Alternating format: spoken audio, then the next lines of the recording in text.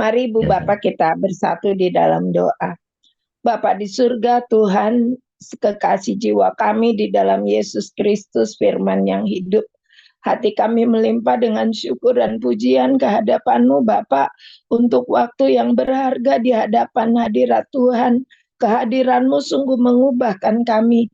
Lewat lawatan firman-Mu yang mengubahkan hidup kami. Bapak, kami bersyukur Tuhan bahwa biarlah kuasa Roh Kudus menaungi kami saat ini, baik yang membaca maupun Pastor Paul yang membawakan renungan ini, supaya rema yang dari sorga itu tertanam dalam hati kami dan menuntun hidup kami untuk menjalani kehidupan yang penuh cinta, untuk menantikan terus dengan penuh pengharapan akan kehadiran Tuhan dalam setiap segi kehidupan kami. Mari Bapak, biarlah firman-Mu mengenyangkan kami dengan berkat rohani yang dari sorga. Kami siap menerimanya Tuhan. Pimpinlah kami dan lembutkan hati kami untuk bisa menjadi pelaku firman-Mu. Terima kasih Bapak, di dalam nama Tuhan Yesus Kristus kami berdoa dan bersyukur. Amin. Terima kasih Pak. Amin, terima kasih. Amin, terima kasih Bu Nino. Silakan Bu Salma. Baik, saya akan membacakan kebenaran firman Tuhan yang terambil dari 1 Samuel 5 ayat 1 sampai 12. Beginilah pembacaan kebenaran firman Tuhan. Sesudah orang Filistin merampas tabut Allah, maka mereka membawanya dari Ebenezer ke Asdod. Orang Filistin mengambil tabut Allah itu, dibawanya masuk ke kuil Dagon dan diletakkannya di sisi Dagon. Ketika orang-orang Asdod bangun pagi-pagi pada keesokan harinya, tampaklah Dagon terjatuh dengan mukanya ke tanah di hadapan tabut Tuhan. Lalu mereka mengambil Dagon dengan mengembalikannya ke tempatnya. Tapi ketika keesokan harinya mereka bangun pagi-pagi, tampaklah Dagon terjatuh dengan mukanya ke tanah di hadapan tabut Tuhan. Tapi kepala Dagon dan kedua belah tangannya terpenggal dan terpelanting ke ambang pintu. Hanya badan Dagon itu yang masih tinggal. Itulah sebabnya para imam Dagon dan semua orang yang masuk ke dalam kuil Dagon tidak menginjak ambang pintu rumah Dagon yang di Asdod sampai hari ini. Tangan Tuhan menekan orang-orang Asdod itu dengan berat dan ia membingungkan mereka. Ia menghajar mereka dengan borok-borok, baik Asdod maupun daerahnya.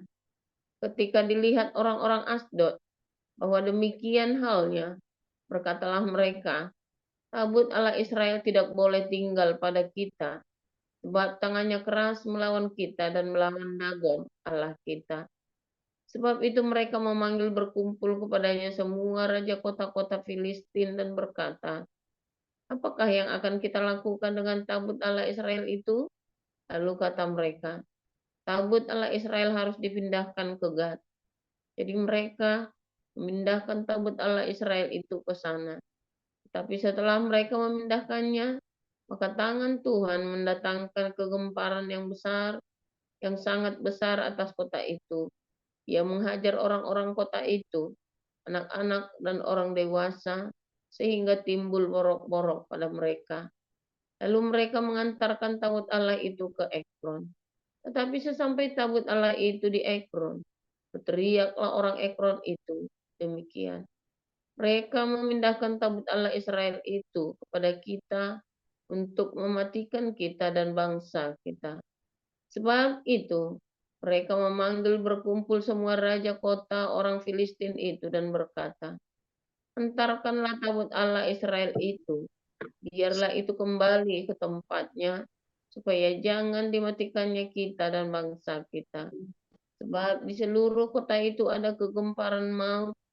Tangan Allah menekan orang-orang di sana dengan sangat berat. Orang-orang yang tidak mati dihajar dengan borok-borok, sehingga teriakan kota itu naik ke langit. Demikian.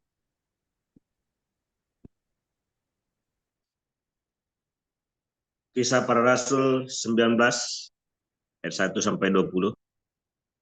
Ketika Apolos masih di Korintus, Paulus sudah menjelajah daerah-daerah pedalaman dan tiba di Efesus.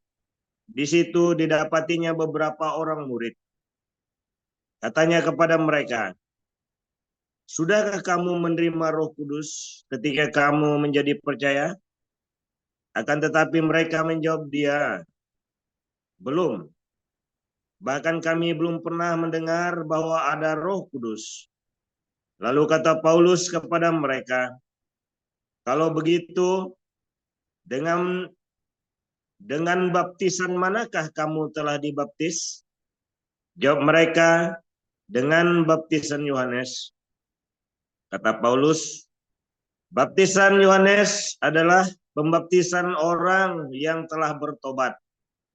Dan ia berkata kepada orang banyak bahwa mereka harus percaya kepada Dia yang datang kemudian daripadanya, yaitu Yesus. Ketika mereka mendengar hal itu, mereka memberi diri mereka dibaptis dalam nama Tuhan Yesus. Dan ketika Paulus menumpangkan tangan di atas mereka, turunlah Roh Kudus ke atas mereka, dan mulailah mereka berkata-kata dalam bahasa roh dan bernubuat. Jumlah mereka adalah kira-kira 12 orang. Selama 3 bulan, Paulus mengunjungi rumah ibadat di situ dan mengajar dengan berani. Oleh pemberitaannya, ia berusaha meyakinkan mereka tentang kerajaan Allah. Tetapi ada beberapa orang yang tegar hatinya. Mereka tidak mau diyakinkan, malahan mengumpat jalan Tuhan di depan orang banyak. Karena itu Paulus meninggalkan mereka dan memisahkan murid-muridnya dari mereka, dan setiap hari berbicara di ruang kuliah Tiranus. Hal ini dilakukannya 2 tahun lamanya, sehingga semua penduduk Asia mendengar firman Tuhan, baik orang Yahudi maupun orang Yunani. Oleh Paulus, Allah mengadakan mujizat-mujizat yang luar biasa. Bahkan orang membawa sapu tangan atau kain yang pernah dipakai oleh Paulus dan meletakkannya atas orang-orang sakit, maka lenyaplah penyakit mereka dan keluarlah roh-roh jahat. Juga beberapa tukang jampi Yahudi yang berjalan keliling di negeri itu mencoba menyebut nama Tuhan Yesus atas mereka yang kerasukan roh jahat dengan berseru, katanya, Aku menyumpahi kamu demi nama Yesus yang diberitakan oleh Paulus." Mereka yang melakukan hal itu ialah 7 orang anak dari seorang imam kepala Yahudi yang bernama Skewa. Tetapi roh jahat itu menjawab, "Yesus aku kenal dan Paulus aku ketahui. Tetapi kamu, siapakah kamu?" Dan orang yang dirasuk roh jahat itu menerpa mereka dan menggagahi mereka semua dan mengalahkannya, sehingga mereka lari dari rumah orang itu dengan telanjang dan luka-luka. Hal itu diketahui oleh seluruh penduduk Efesus, baik orang Yahudi maupun orang Yunani. Maka ketakutanlah mereka semua dan makin masyhurlah nama Tuhan Yesus. Banyak di antara mereka yang telah menjadi percaya datang dan mengaku di muka umum bahwa mereka pernah turut melakukan perbuatan-perbuatan seperti itu. Banyak juga di antara mereka yang pernah melakukan sihir, mengumpulkan kitab-kitabnya, lalu membakarnya di depan mata semua orang. Nilai kitab-kitab itu ditaksir 50.000 uang perak. Dengan jalan ini, makin tersiarlah firman Tuhan dan makin berkuasa. Kemudian daripada semuanya itu, Paulus bermaksud pergi ke Yerusalem melalui Makedonia dan Akaya. Katanya, sesudah berkunjung ke situ, aku harus melihat Roma juga. Lalu ia menyuruh 2 orang pembantunya, yaitu Timotius dan Erastus, mendahulunya ke Makedonia. Tetapi ia sendiri tinggal beberapa lama lagi di Asia. Kira-kira pada waktu itu timbul huru-hara besar mengenai jalan Tuhan. Sebab ada seorang bernama Demetrius, seorang tukang perak, yang membuat kuil-kuilan Dewi Artemis dari perak. Usahanya itu mendatangkan penghasilan yang tidak sedikit bagi tukang-tukangnya. Ia mengumpulkan mereka bersama-sama dengan pekerja-pekerja lain dalam perusahaan itu dan berkata, "Saudara-saudara, kamu tahu bahwa kemakmuran kita adalah hasil perusahaan ini. Sekarang kamu sendiri melihat dan mendengar bagaimana Paulus bukan saja di Efesus, tetapi juga hampir di seluruh Asia telah membujuk dan menyesatkan banyak orang dengan mengatakan bahwa apa yang dibuat oleh tangan manusia bukanlah dewa. Dengan jalan demikian, bukan saja perusahaan kita berada dalam bahaya untuk dihina orang, tetapi juga kuil Artemis, dewi besar itu, berada dalam bahaya akan kehilangan artinya. Dan Artemis sendiri, Artemis yang disembah oleh seluruh Asia dan seluruh dunia yang beradab, akan kehilangan kebesarannya." Mendengar itu meluaplah amarah mereka. Lalu mereka berteriak-teriak, katanya, "Besarlah Artemis Dewi orang Efesus." Seluruh kota menjadi kacau, dan mereka ramai-ramai membanjiri gedung kesenian serta menyeret Gaius dan Aristarkus, keduanya orang Makedonia dan teman seperjalanan Paulus. Paulus mau pergi ke tengah-tengah rakyat itu, tetapi murid-muridnya tidak mengizinkannya. Bahkan beberapa pembesar yang berasal dari Asia yang bersahabat dengan Paulus mengirim peringatan kepadanya supaya ia jangan masuk ke gedung kesenian itu. Sementara itu, orang yang berkumpul di dalam gedung itu berteriak-teriak. Yang seorang mengatakan ini dan yang lain mengatakan itu. Sebab kumpulan itu kacau balau.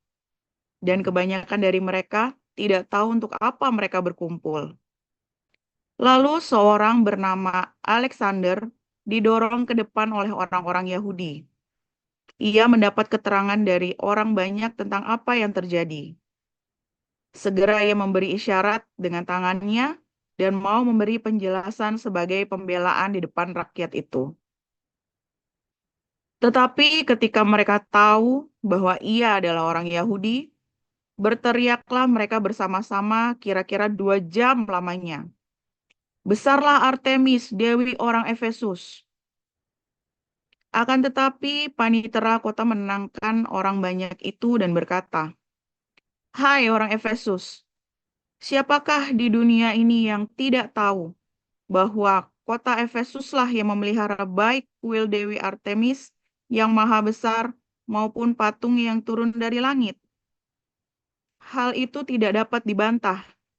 Karena itu, hendaklah kamu tenang dan janganlah terburu-buru bertindak. Sebab kamu telah membawa orang-orang ini ke sini, walaupun mereka tidak merampok kuil Dewi kita dan tidak menghujat namanya. Jadi, jika Demetrius dan tukang-tukangnya ada pengaduannya terhadap seseorang, bukankah ada sidang-sidang pengadilan dan ada gubernur? Jadi hendaklah kedua belah pihak mengajukan dakwaannya ke situ.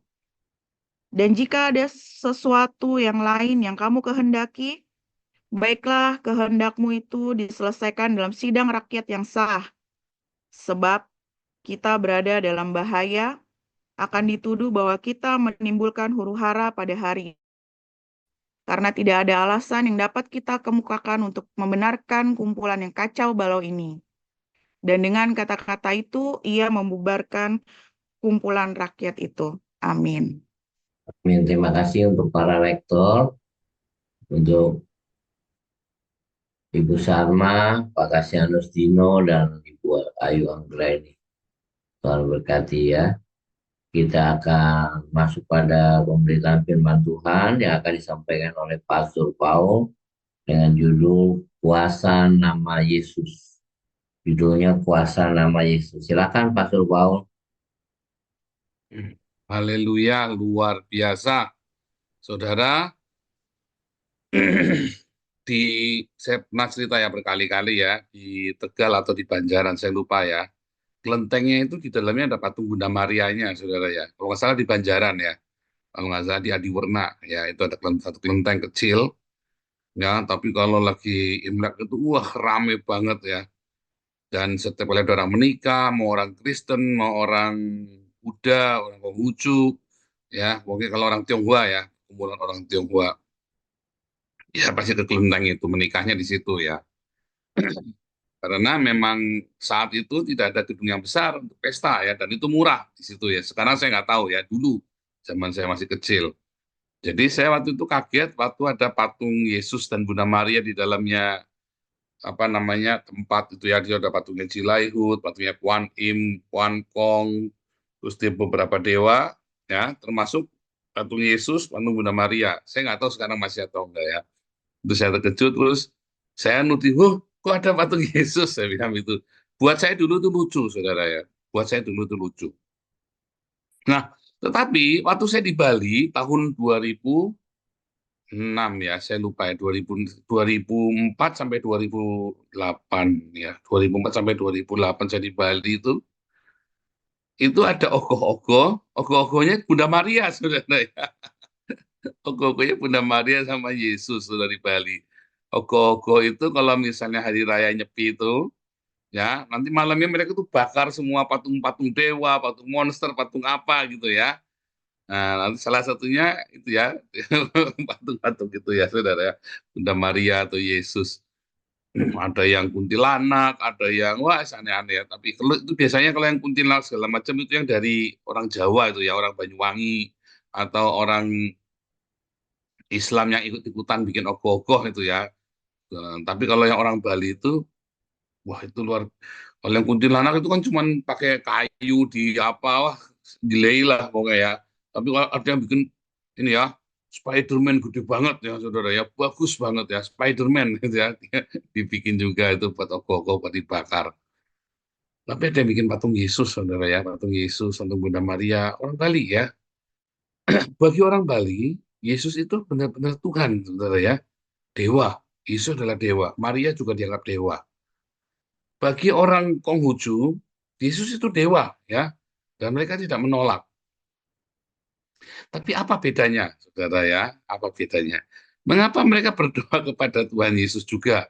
Mereka terutama orang-orang Katolik yang dalam tanda kutip yang tidak mengerti ya.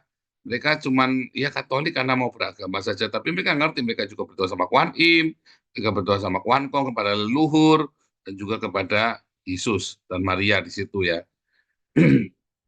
Wah itu unik ya, saudara. Kalau Anda mengerti itu unik sekali ya, sangat Pancasila sekali itu kelentengnya tuh ya. Tapi mereka ini ya, saudara, apa yang mereka anggap adalah Yesus juga dewa, Yesus juga adalah sesembahan mereka. Saudara, Paulus ketika dia masuk ke Yunani, saudara, ke daerah orang Athena itu, maka dia menunjukkan ya, dia tidak menyerang dewa-dewanya orang-orang ini, saudara ya. Karena sebetulnya kekristenan diberitakan itu bukan untuk melawan dewa-dewa, saudara. Kekristenan itu diberitakan untuk mengajarkan kepada dunia tentang cintanya Tuhan Yesus. Ya. Jadi ada namanya penginjilan kontekstual ya. Penginjilan kontekstual ini adalah penginjilan dengan menggunakan budaya lokal. Bahkan dewa-dewa lokal diadopsi, saudara ya. Tapi diganti peranannya. Ya, menjadi peranan Bapa, Roh Kudus, atau Yesus atau Bunda Maria atau Santo Yosef ya, dan seterusnya ya, dibikin seperti itu penginjilan kontekstual. Anda hari ini menikmati penginjilan kontekstualnya para bapak gereja, saudara. di mana mereka memasukkan patung-patung ke dalam gereja. Bahkan hari-hari yang Anda peringati itu, Natal, Paskah, Easter itu ya, Paskah, Easter, Pentakosta, itu dari ritual pagannya mereka. Salah nggak? Nggak salah. Ya, nggak salah, saudara. Tidak apa-apa juga. Karena Alkitab juga mengatakan di dalam Roma 14, sudah nggak ada hari penting, hari tidak penting. Nggak usah mikir begitu lagi. Ya. Tetapi yang penting Anda mengerti bahwa sebenarnya Yesus tidak lahir tanggal 25 Desember, sebenarnya Yesus tidak disalib pada hari Jumat, sebenarnya Yesus tidak apa namanya Pentakosta itu adalah 50 hari setelah apa, saudara? Setelah Yesus disalib. Bukan 50 hari setelah hari Minggu, tapi 50 hari setelah Yesus disalib. Ya, yaitu hari Rabu malam. Karena 3 hari 3 malamnya hari Minggu. Hari pertama Minggu itu kan hari Minggu kan. Yesus bangkit dan Paskahnya itu adalah hari Rabunya. Jadi bukan hari Jumatnya, bukan hari Jumat.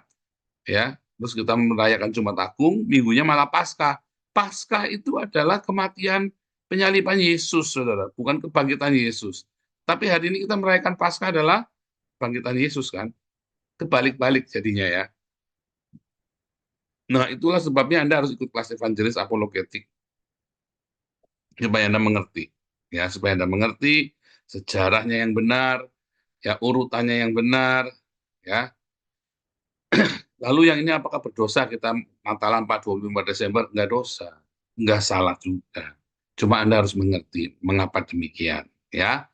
Nah, kalau saya juga berkali-kali berkata ya, kalau saya ke Cina, saya tidak akan bikin gereja ala Eropa, saudara. Kalau saya ke Cina, saya akan bikin gereja ala kelenteng. Saya akan bikin patung yang gede, ya, patungnya Kuan Im, patungnya Kuan Kong, atau Jilaihut, ya, dan patungnya Jilaihut, patungnya Kuan Im, dan patungnya Kuan Kong. Ya, yaitu Bapa, Roh Kudus, dan Tuhan Yesus, saudara. Saya akan bikin 3 patung itu. Salah nggak? Enggak, itulah kontekstual. Ya, dan saya tidak akan mengambil gambarnya aktor Hollywood sebagai Yesus. Ya, wah, salah, nggak mau. Orang Xi Jinping nggak mau, anti Amerika nggak mau dia. Itu tadi yang benar adalah Jilaihut, Kuan Im, dan Kuan Kong. Mengapa Kuan Kong? Karena dia rela berkorban, saudara ya. Karena rela berkorban. Bahkan nanti di akhir zaman Yesus kan sebagai panglima perang ya. Yesus akan datang memerang, berperang, saudara ya. Benar-benar berperang. Ya, sebagai panglima perang. Mesias yang akan datang itu benar-benar akan memerangi antikristus, saudara ya. Yaitu Imam Mahdi. Ya, dia akan kalahkan Imam Mahdi. Imam Mahdi itu antikristusnya, Imam Mahdinya Islam itu antikristusnya kita, tuh saudara ya.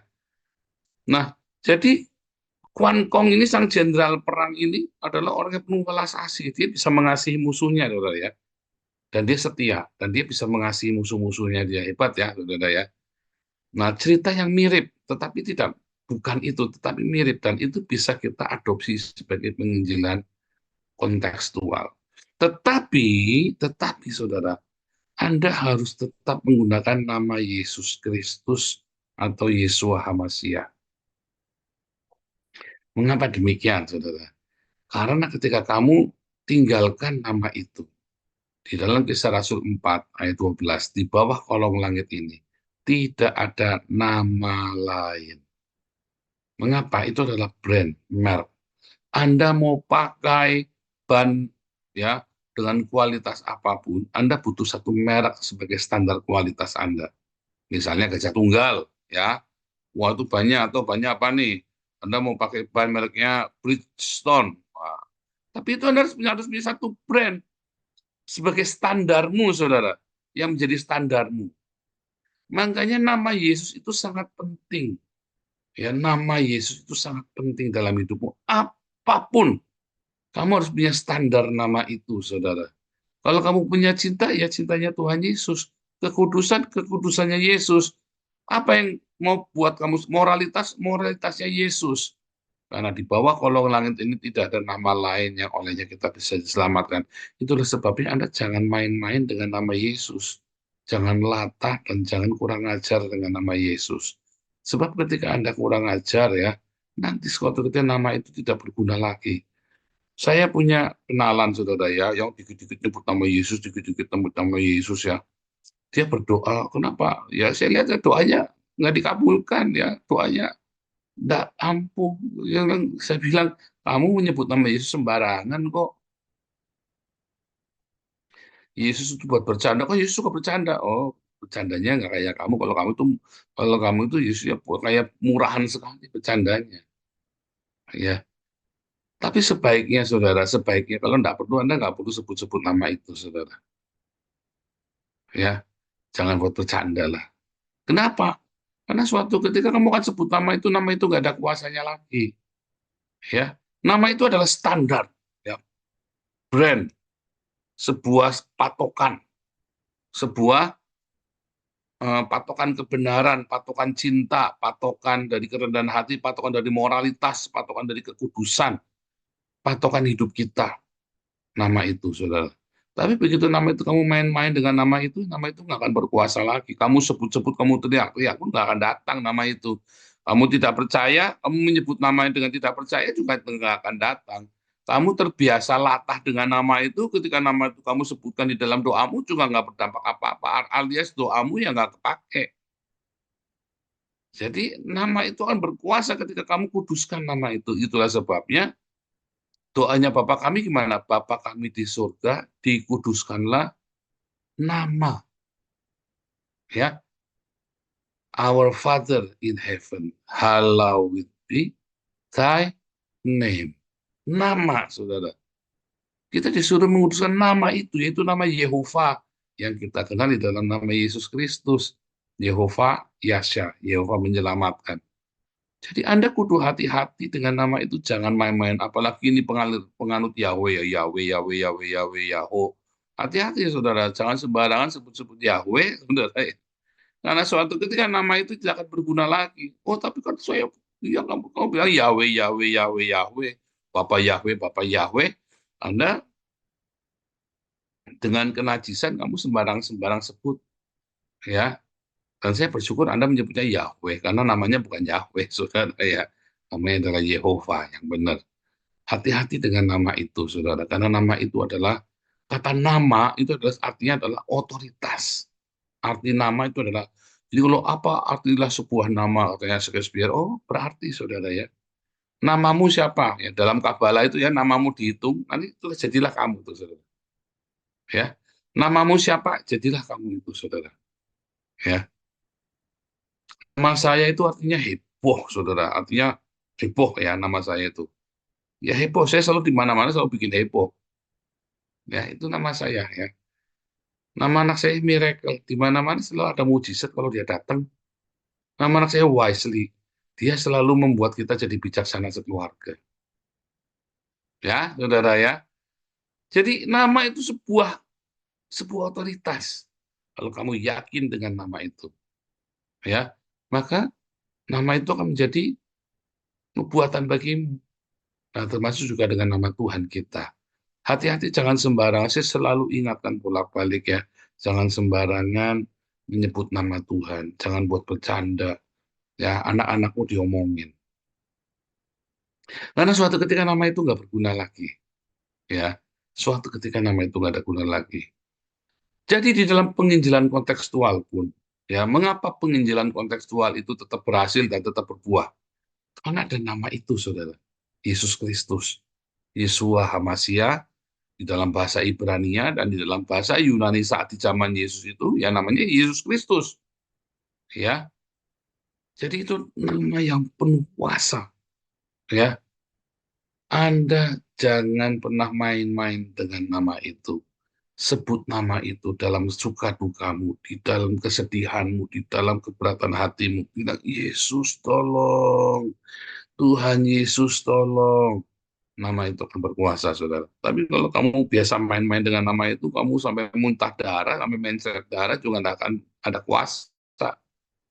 Nah, makanya Anda semua yang hari ini ada di dalam berbagai pencobaan, Anda yang ada di dalam rupa-rupa kesulitan, sebut nama itu dengan kesungguhan hati dan berhentilah bermain-main dengan nama itu. Ya, itu kalau Anda melihat ya bagaimana dewa yang kita sembah yaitu Yesus Kristus. Dia itu kan dewa ya, bagi orang Konghucu, bagi orang Bali itu dewa. Itulah dewa yang kita sembah, Yesus Kristus. Adalah dewa penguasa alam semesta, raja segala raja. Dia adalah penguasa alam semesta. Dia adalah penguasa dunia orang mati dan dunia orang hidup. Penguasa alam roh dan alam jasmania.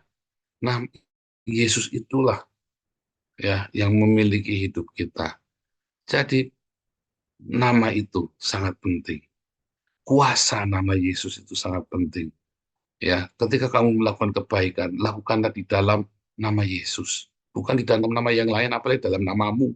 Ya, saya ini berbuat baik, ya, karena ini saya mau, ya, ingat-ingat ya nama saya ya. Nah, ini kan, kamu berbuat baik, ingat-ingat ya, saya yang bikin baik sama kamu. Bukan. Gitu. Ketika kamu berbuat baik, ingat-ingat ya, Tuhan Yesus yang bikin baik sama kamu. Setiap kali saya habis melayani dan orang itu diberkati, aduh Pak Paul kok baik sekali. Itu Tuhan Yesus yang baik sama kamu, bukan saya. Saya melakukan ini karena Tuhan Yesus. Ya, apa yang Anda lakukan hari ini? Kebaikan hatimu, bukan karena kamu, bukan karena namamu. Kita melakukannya karena Yesus. Bahkan ketika kita harus mengasihi, mengampuni musuh-musuh kita melakukannya karena Tuhan Yesus. Ketika kita harus mengasihi keluarga kita lakukannya karena Yesus. Sehingga suamimu yang menyebalkan, istrimu yang kurang ajar, ya kamu tetap bisa mengasihi. Aku mengasihimu karena Yesus Kristus. Oh, itu alasan yang sangat tepat, saudara ya. Untuk bisa punya, apa alasanku untuk bisa mengasihi ini, mertuaku yang kurang ajar ini, Tuhan? Yesus. Dia tidak layak untuk dikasihi, saudara. Apalagi mantu yang kurang ajar, yang lunjak. Tidak layak dikasihi. Tapi kamu tetap mengasihi dia. Karena apa? Karena nama Yesus itu, saudara. Jadi kamu selalu ada alasan untuk tetap mencintai, yaitu apa? Yesus Kristus. Karena Tuhan Yesus yang suruh. Ya, bukan karena hebat kita, karena saya mau, bukan. Pokoknya ingat-ingat, apapun yang kamu lakukan itu karena Yesus Kristus. Karena nama itu. Kalau kamu tahu setiap yang kamu lakukan adalah karena nama itu, nama Yesus, nanti mujizat menyertai hidupmu. Karena nama Yesus, kamu sebut nama itu dengan segenap hatimu, itu kuasanya sempurna. Kuasanya kan marem, saudara ya. Praktek. Ya, udah dengar, jangan cuma teori, praktek, saudara, lakukan, sungguh hati. Tuhan Yesus memberkati.